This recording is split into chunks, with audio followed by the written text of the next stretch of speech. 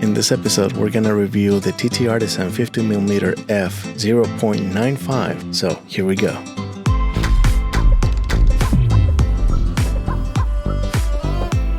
I've been using this lens for a few weeks now. Even though there are various 0.95 lenses out there, the Leica Noctilux has been victorious for many years.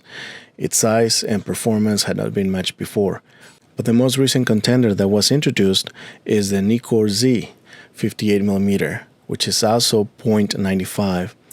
Now with today's new contender here that costs much less, in fact it only costs $760. Although you get some benefits, you also lose some.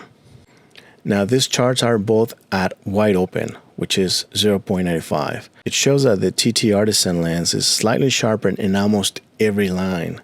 Now the main questions I had when I received the lens was how it would actually handle flare and ghosting, also coma and aberrations, the vignetting, and just how sharp the lens is, for everyday photos or for extreme detail, like for example landscape photos, if this was the only lens that you were going to take with you. Now my dislikes are almost superficial. While the lens is similar to the Noctilux, the separation between the aperture numbers is not the same, but at the price that you pay, I think it's a great contender.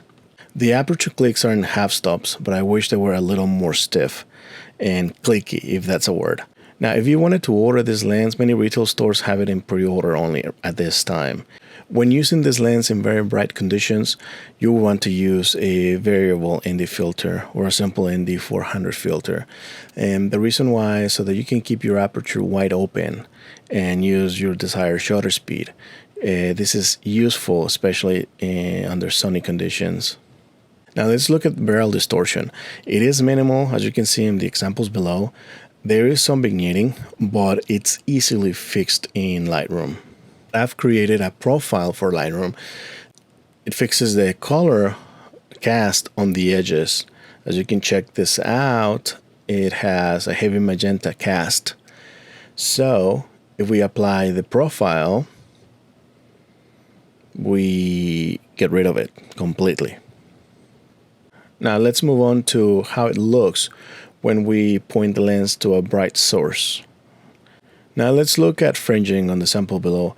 It's also again expected on a lens that is shot wide open, especially at this wide aperture. So once again, if we apply my profile to this, we remove all that color fringing. Alright, so now we're going to move on to corner performance, and that's where the lens fails.